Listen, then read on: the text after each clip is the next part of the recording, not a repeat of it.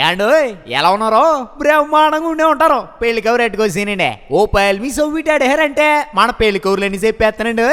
మన బల్లమూడి వారి పెళ్లి సందరండి అదేనండి బాబా. మన బల్లమూడి సుందర శర్మ గారు ఆయన శ్రీమతి నాగమణి గారు లేరు.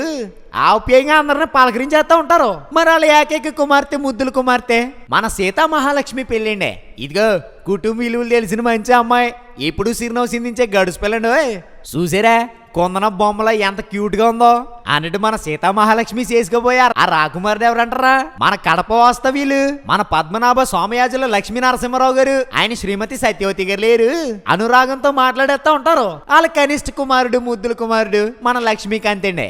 ఇదిగో మంచి మనసున్నాడు సొగసైనడు నలుగురికి నచ్చేవుడు నలుగురు మెచ్చేవుడండి అన్నట్టు చూసారా ఈ జంట ఎంత చూడముచ్చటగా ఎంత చక్కగా ఉందో. మరి ఈ చూడముచ్చటగా ఉండే జంటకి పెద్దలే బాబు నిశ్చయించారండి.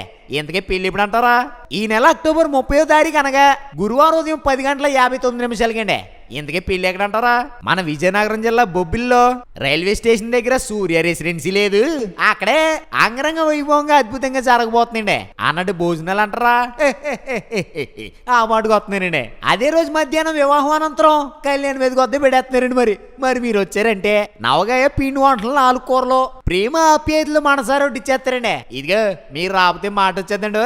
అసలే మన బల్లమూడి వాళ్ళు అంటే మామూలుగా ఉండదు. పైగా మన సుందర శర్మ గారు నాగమణి గారు మీకోసం చాలా అరేంజ్మెంట్లు చేస్తున్నారు. మీరు రాకపోతే మా వాళ్ళు బెంగడేసుకుంటారండి. ఇదిగో ఈసారి అరేంజ్మెంట్లు అసలు తగ్గేది లేదు అంటున్నారండి. మరి మీరు రాకపోతే మా వాళ్ళు బెంగడేసుకుంటారండి. ఇంకా చాలా పెళ్లి పనులు ఉన్నాయండి. మీరు మాత్రం అర్జెంట్గా బయలుదేరి వచ్చేయండి.